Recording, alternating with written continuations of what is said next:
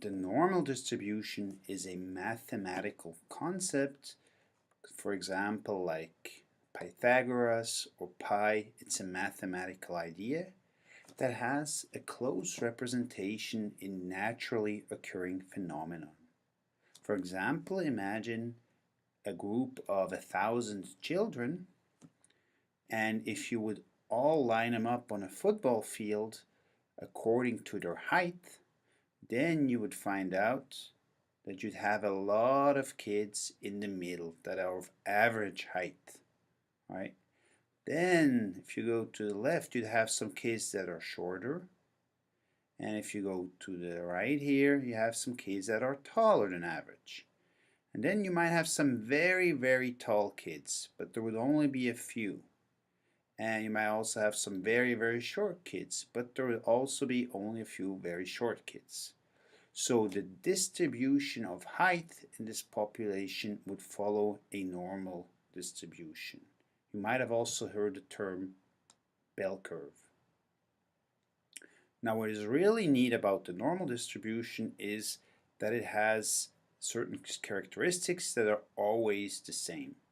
So it is symmetrical, right? There's two sides are exactly the same. It is unimodal, which means there's only one mode, there's only one peak, and that is always in the middle where the average is at. And then the standard deviation is about 1/6 of the range. So you have 6 standard deviation would cover almost 100% of the bell curve. Then there's another very important feature.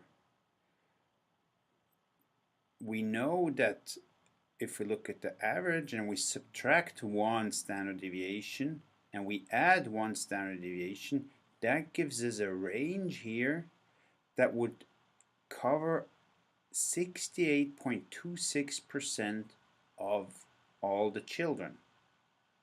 So out of these 1,000 children, about 682 would lie within -1 and +1 standard deviation from the mean.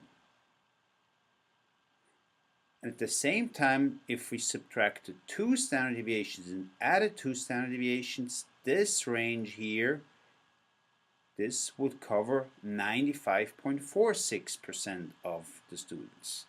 And if we added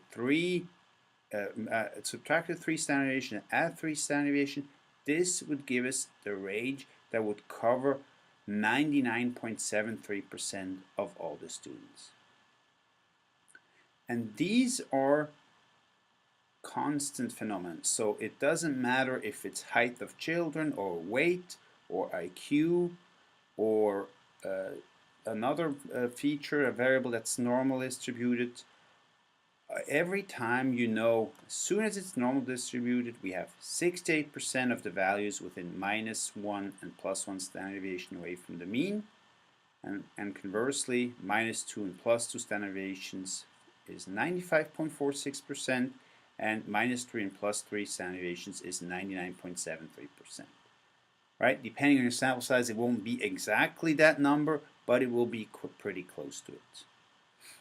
And here again another description of it.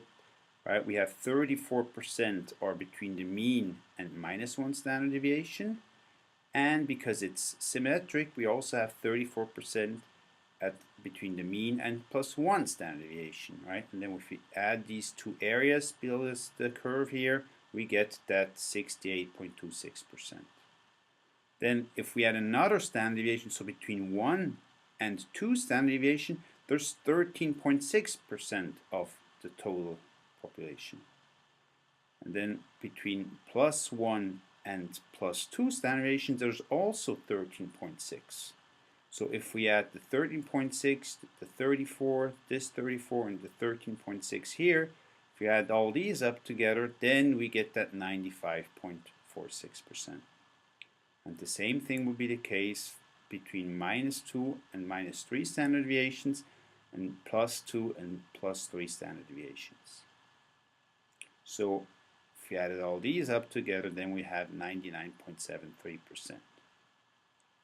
So you would know, for example, if somebody has a score of 2 standard deviations above the mean, right here, you would know that only 2.15% of the people have higher values, right? And conversely, you would know that about 98% of the people have lower values than this person. So these are the core features of the normal distribution.